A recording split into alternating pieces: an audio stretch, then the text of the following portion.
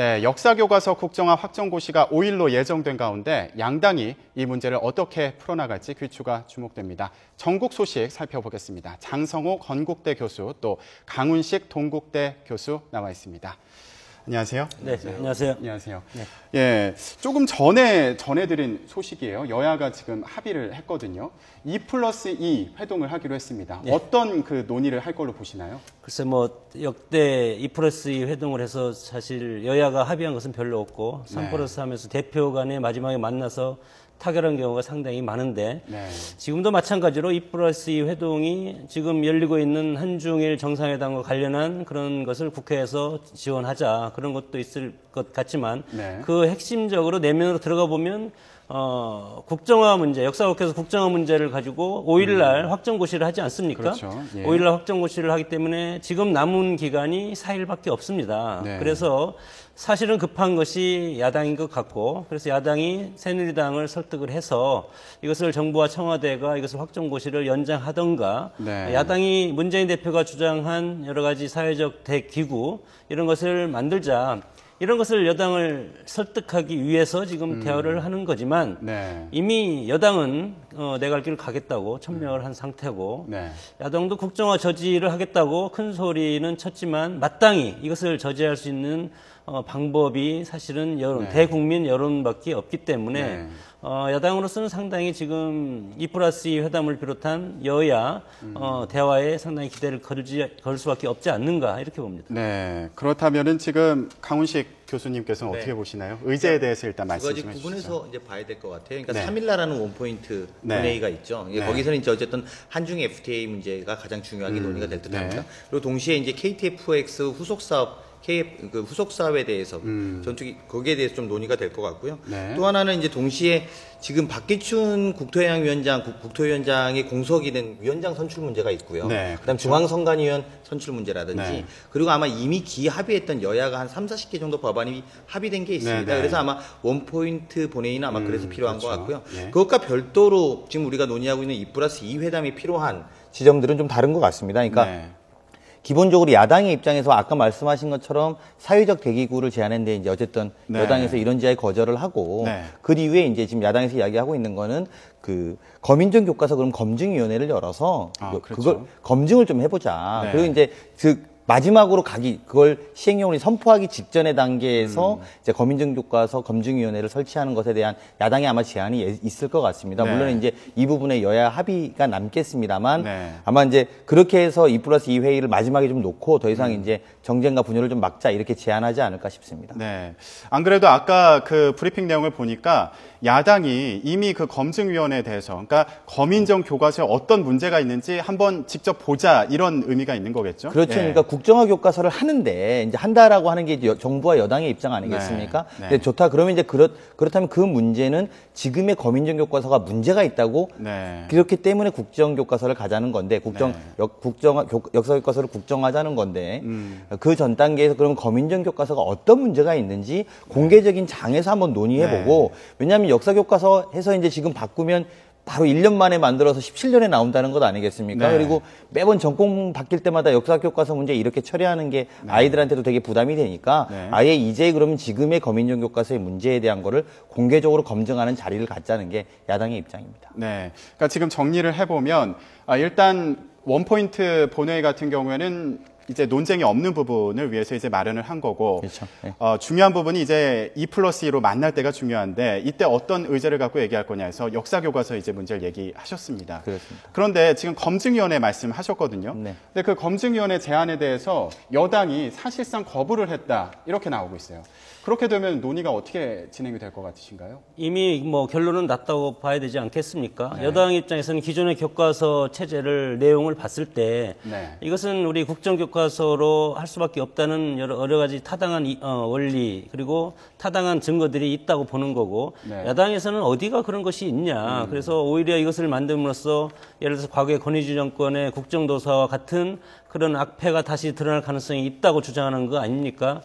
그러나 이미 화살은 저는 떠났다고 봅니다. 그렇기 때문에 예산이 44억을 가지고 지금 여야 공방이 있기는 하지만 이 예비 문제가 이미 지출이 되고 시행이 되고 있는 이 시점에서 네. 그리고 이제 5일날 확정고시가 되지 않습니까? 그래서 새정치민주연합은 오늘 전국적으로 당원 총동원을 위해서 당력을 집중 홍보하는 그런 지금 그걸 하고 내일로 행정고시가 종료가 됩니다. 종료가 되고 4일을 거쳐서 5일날 확정고시가 되면 이거에 대해서 더 이상 법적인 것을 따지기는 상당히 어렵다. 이렇게 봤을 때 야당 입장에서는 2+2 회담 플러스 그리고 더 양보를 더 하더라도 대표회담을 양당 대표회담을 열어서 국정고시 이전에 야당이 어떤 이거에 대해서는 일말에 타협을 할 수 있는 어떤 안건을 하나를 주려고 하는 그런 전략적인 차원인 것 같습니다. 네.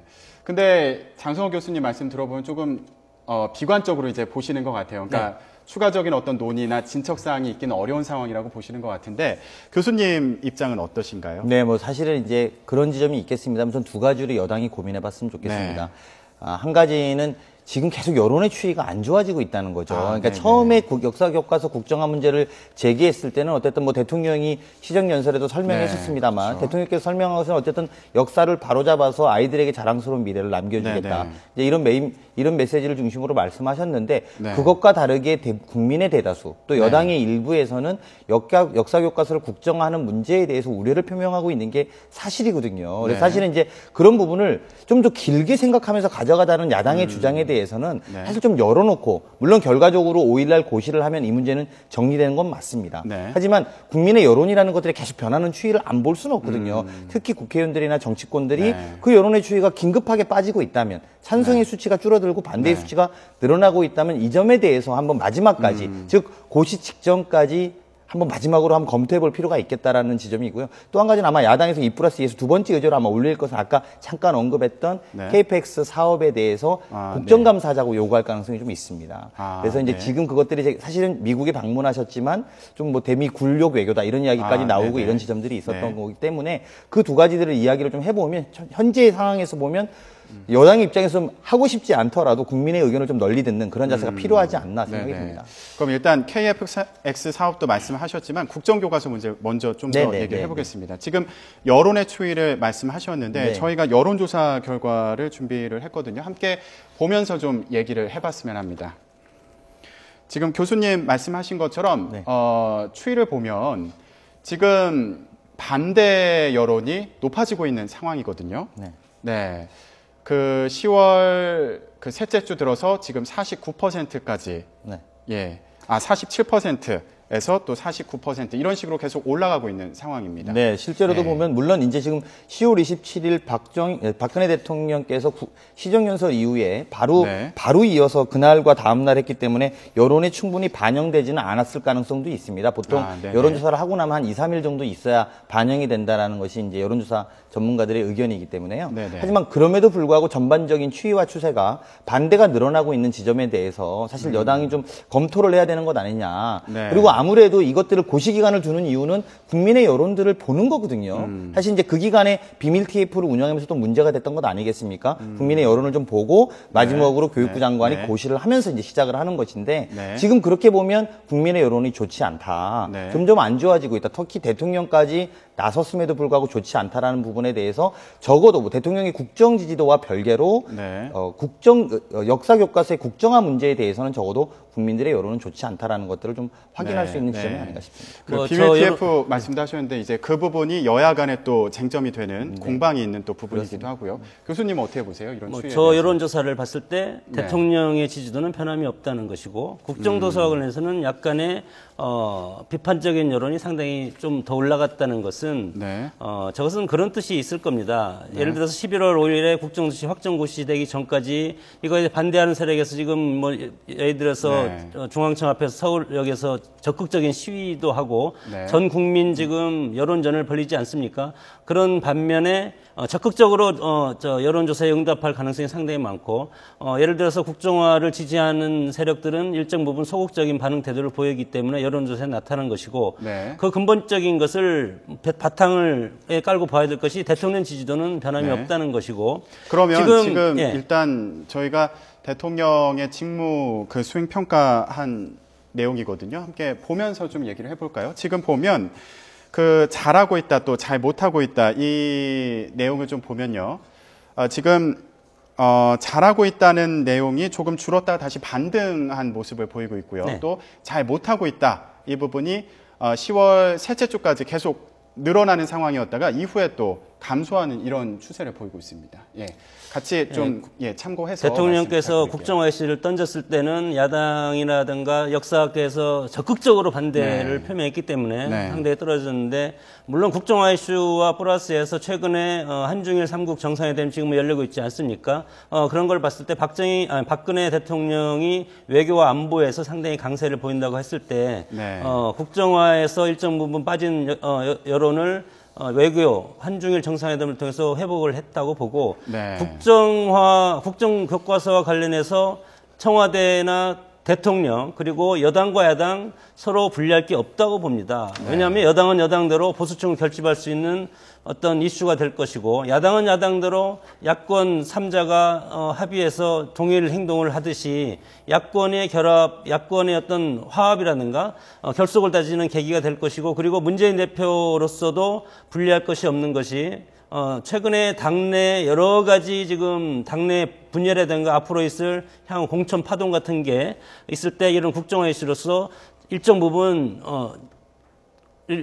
이것을 상쇄시킬 수 있는 그런 아젠다가 되기 때문에 청와대 대통령 그리고 여야 모두가 이것에 대해서는 자기의 집도끼를 결속할 수 있는 그런 좋은 아젠다라고 봅니다. 네, 저희가 여론조사 결과를 갖고 지금 얘기를 계속 해보고 있는데 저희가 보여드린 여론조사는 10월 27일부터 29일까지 휴대전화 RDD 표본 프레임에서 무작위 추출 방식으로 진행된 조사 내용이었습니다. 네, 지금 얘기를 더 해보면 지금 교수님 말씀은 이런 야권 내의 어떤 문제들, 뭐 선거 결과라든가 이런 것들을 어떻게 보면 덮을 수 있는 그런 의제가 아니냐라고 말씀하셨거든요. 어떻게 보시나요? 근데 이제 이렇게 좀 보는 게 합리적인 판단인 것 같습니다. 즉 바꿔 말하면 국정화에 대해서는 반대가 높아지지만 그것이 야권의 지지로 이어지지 않고 있는 거죠. 그러니까 이제 야당이 반대하고 있다고 해서 국정화 반대 세력이 야당으로 오고 있지는 않는 건데 예컨대 남경필 경기지사는 나는 보수파지만 국정화는 반대한다 이런 입장을 밝혔습니다. 그러니까 국정화 반대하는 그 분들 중에서는 상당 부분은 여권을 지지하는 분들도 들어가 있다고 봐야 되는 것이죠. 그러니까 그렇기 때문에 박근혜 대통령 지지율과는 별개로 봐야 됩니다. 사실 이럴 때 야당이 좀 더 잘해준다면 국민의 지지에 맞게 움직여준다면 박근혜 대통령의 지지율도 떨어지고 또 야당의 지지율도 올라가고 또 국정화 반대 세력도 높아지고 뭐 이렇게 되겠지만 지금은 정확하게 말하면 국정화는 반대하지만 야당에 대해서 좀 잘하라는 질타의 목소리가 포함되어 있고요. 그리고 박근혜 대통령의 지지율을 변치 않고 약간 2% 정도입니다만 더 긍정적인 신호를 보냈던 건 국정화의 찬성 여부와 관계없이 사실은 이제 대통령에게 좀 힘을 주는 그런 모습은 좀 다른 측면과 연계되어 있어 좀 봐야 되지 않는가 해서 생각이 좀 듭니다. 저는 이 국정화와 관련해서 최근에 지금 현재도 청와대에서 한중일 정상회담이 열리고 있지 않습니까?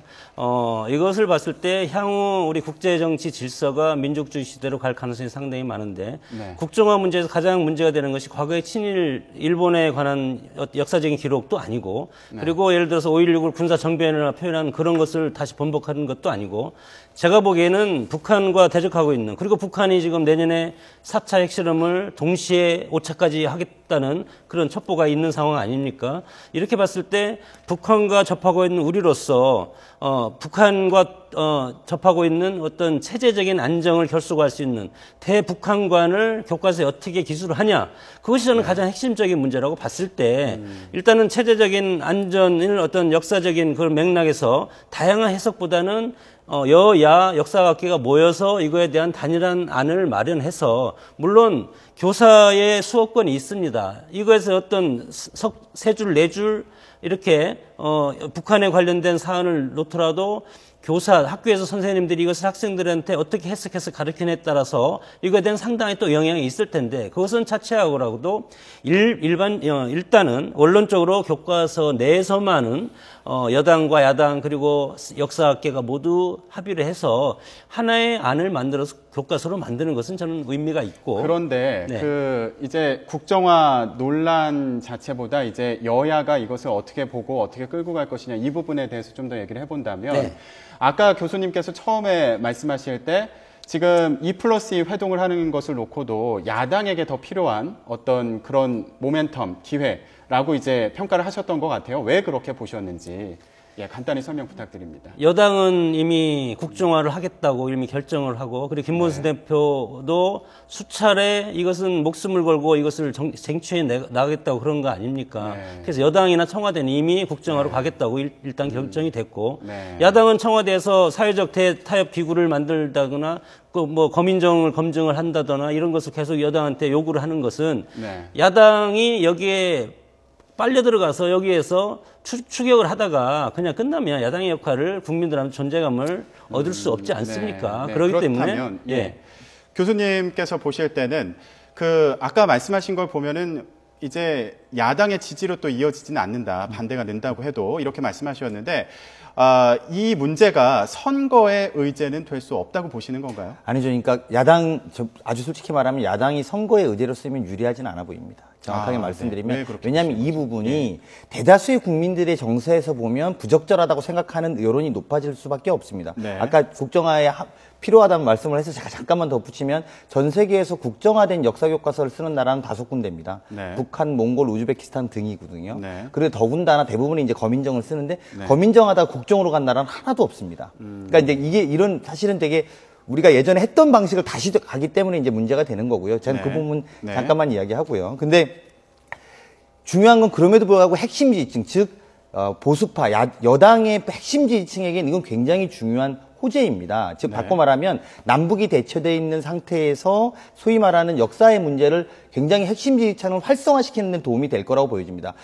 그렇기 때문에 이번 선거 20% 내외의 재보궐선거에선 여실히 드러났던 거죠. 사실은 이제 야당이 참패했다고 봐야 되는 거 아닙니까? 물론 큰 의미는 없는 선거라고 할지라도 야당이 참패한 건 사실입니다. 특히 수도권에서도 졌고요. 그러니까 그런 것들은 뭐냐면 핵심 지지층을 움직이는 데는 이런 소위 말한 이념의 문제는 굉장히 여당 내 핵심 지지층을 활성화시키는 데 도움이 되기 때문에 반면에 많은 사람이 투표해서 많이 예를 들면 선거를 하게 된다면 야당한테 유리할 수도 있습니다. 하지만 그 문제가 그렇게 이어질지는 다른 문제가 그러니까 실제로 그렇다고 해서 다 투표할지는 확실히지 않기 때문에 여론이 높다고 다 투표장 가는 건 아니거든요. 그러니까 그렇기 때문에 그런 문제를 좀 지켜봐야 된다라는 제가 그런 지적을 드렸던 거고요. 이제 그럼에도 불구하고 그러면 야당이 왜 이 문제를 대응하느냐 이제 이런 숙제가 남겠죠. 근데 야당 입장에서 이걸 또 대응 안 하는 것도 굉장히 아까 말씀드린 몇 가지 기초적인 사실만으로도 그런 사례 역사적 그러니까 현재 세계사에도 그런 사례가 없고 검인정 하다가 뭐 국정교과서로 넘어간 사례가 없기 때문에 야당 입장에서 대응할 수밖에 없는 그리고 또 한편으로는 지금 문재인 대표 체제에 내부 분란이 존재하고 있는 것도 사실이거든요. 그러니까 대여 전선을 강하게 치는 것들도 아마 필요하지 않았을까 생각합니다. 그렇다면 그 마지막으로 이제 일단 만나기로 했습니다. 그러면 일단은 이게 어떤 의미가 있다고 봐야 될까요? 그러니까 일단 급한 것들, 합의가 된 것들은 처리하고 이런 것들은 좀 더 얘기하자, 국회를 정상화하자 이런 의도가 있다고 봐야 될까요? 그렇죠. 이제 사실은 실제로 지금 숨어 있는 몇 가지가 있습니다. 여당에서는 어쨌든 아까 여당은 상관없다 하지만 예산 통과시켜야 되거든요. 예산 통과의 이슈가 또 깔려 있는 건 아니겠습니까? 그리고 선거 문제도 있습니다. 그리고 국회가 소집되지 않고 해결되지 않는 난적한 숙제들이 있는데 이 평행선을 계속 철도처럼 달리고만 있어서는 궁극적으로 해결될 게 여야 물론 다 없습니다. 그렇기 때문에 이제 만날 수밖에 없었을 거고요. 그 장에 들어가는데 야당의 입장에서는 그런 명분, 즉 역사 교과서의 문제를 시작하고 KFX 사업의 뭐 예를 들면 국정감사라든지 또 그 밑에는 예산 문제라든지 이런 것들이 같이 수반돼서 해결하자라고 봐야 되는 거죠. 그렇다면 교수님도 그런 국회 정상화에 의지가 있다고 이제 평가가 되는지 짧게 마지막으로 부탁드립니다. 야당이 선진화법으로 인해서 입법화는 돕지 않을 수가 있지만 예산은 그냥 통과가 되게 돼 있습니다. 그래서 야당이 더 아쉬운 것이고 예를 들어서 야당이 과거처럼 야당이 합의 안 해주면 예산안이 통과가 안 되면 끝까지 국정화를 반대할 겁니다. 그러나 지금 예산을 볼모로 해서 국정화를 여야 단판에서 여당의 양보를 얻어내기는 엄청나게 어렵다. 왜냐하면 그냥 그대로 통과되는 거 아닙니까? 야당이 협조를 안 해주면 집권상정에서. 그렇기 때문에 야당으로서는 상당히 지금 여러 가지 여당이나 청와대가 드라이브하는 이 사안에 대해서 여러 가지 방법을 동원을 해도 여론까지 동원하고 심지어 문재인 대표가 1인시까지 하지 않았습니까? 그럼에도 불구하고 상당히 어렵고 그리고 이제 예를 들어서 세계에서 유일하게 분단국이 우리나라 아닙니까? 그렇기 때문에 역사 교과서가 국정이냐 검정이냐 하는 것은 우리 나름대로의 또 사정을 우리가 생각을 해야 될 것 같습니다. 네, 알겠습니다. 전국 현안에 대해서 오늘 두 분 교수님 모시고 얘기 나눠봤습니다. 오늘 말씀 감사합니다.